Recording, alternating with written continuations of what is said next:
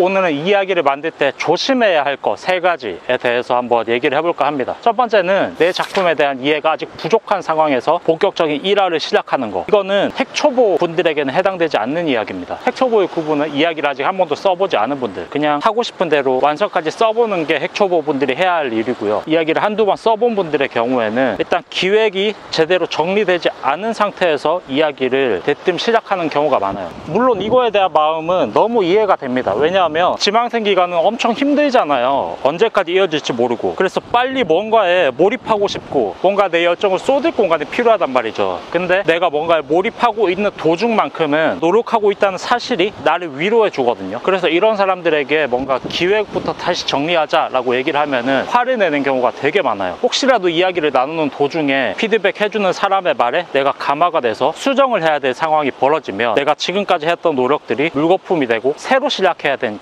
되게 경계심이 심해져요. 근데 냉정하게 한번 생각해 보셨으면 좋겠습니다. 세상은 열심히 하는 사람이 아니라 잘하는 사람을 원하거든요. 현실을 잊고 싶어서 몰입하는 거는 냉정하게 들릴지 모르겠지만 자아도취에 불과합니다.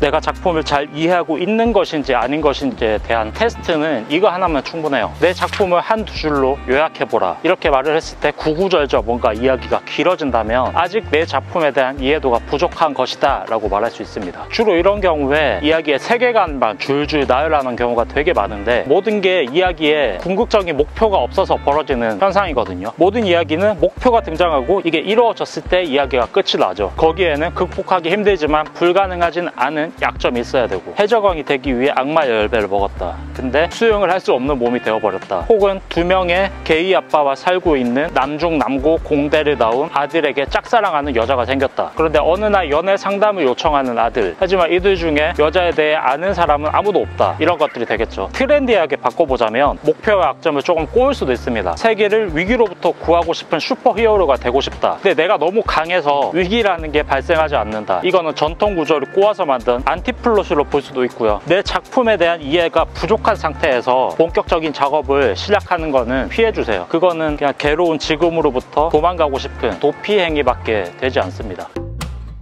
드디어 연재 제안이 왔다. 겁나 열심히 해야지. 나는 짱짱맨 인기 작가가 될 거라규. 노예 계약서였다. 당신의 노예 계약을 막아줄 만화인 헬프데스크 무료 상담.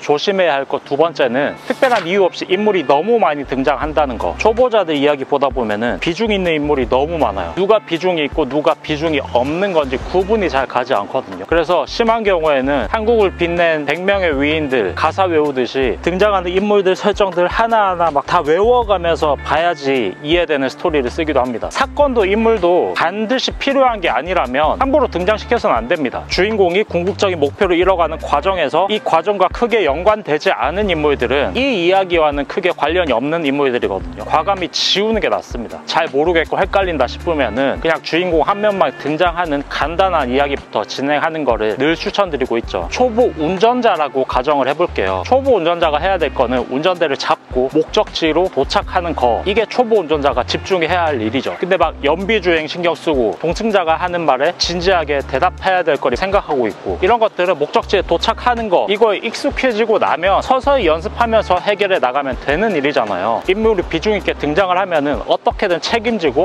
마무리를 지어줘야 하는 게 작가의 역할이거든요. 인물의 홍수에서 빠져가지고 허우적 되다가 작품이 산으로 가는 경우가 되게 많습니다. 제발 인물 설정 다이어트부터 합시다. 사실 이거는 장편 연재하는 프로 작가들도 자주 하는 짓이긴 하거든요. 이야기 뭔가 막힌다 싶을 때쯤이면 임기응변으로 인물 하나 집어넣고, 그러면 당장 한 몇 화 정도는 그 인물의 힘으로 이야기가 조금 굴러가긴 합니다. 근데 임기응변은 말 그대로 임기응변일 뿐 이야기가 산만해지고 결국에는 막힌 부분을 해결하지 못하면은 계속 반복되면서 언젠가는 뚫어야 돼요, 그거를. 근데 뭐 프로 작가님들 알아서 잘 하시니까 넘어가도록 하겠습니다. 우동이즘 세 번째는 대사로 설명해야 하는 부분이 너무 많다. 이건 사실 게으름으로부터 비롯된 것이거든요. 연출적 게으름. 상황이나 액션으로 보여줄 수 있는 건데 귀찮아서 나레이션으로 때우는 경우, 예를 들어서 뭐 편의점에서 알바를 이제 갓 시작한 알바생, 이거를 표현할 때 어떤 식으로 표현하는 게 좋을까요? 귀찮아서 그냥 편하게 해버리자 라고 생각을 한다면 나레이션으로 때우는 게 제일 좋습니다. 그녀는 편의점 아르바이트를 시작한 지 얼마 되지 않은 상태였다. 이런 식으로 처리를 해버리면 생각할 필요도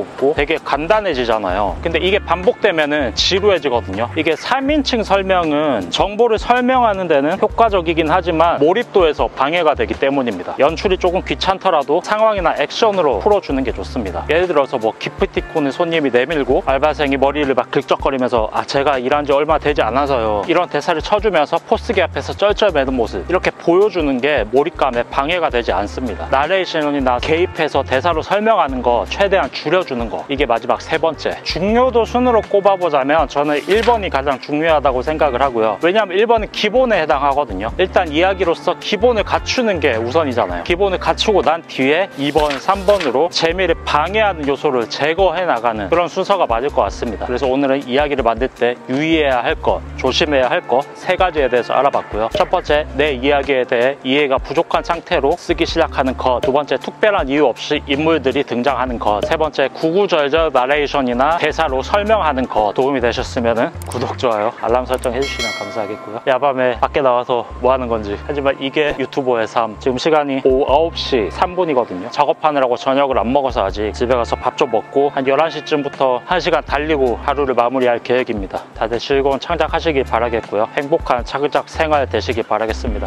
감사합니다.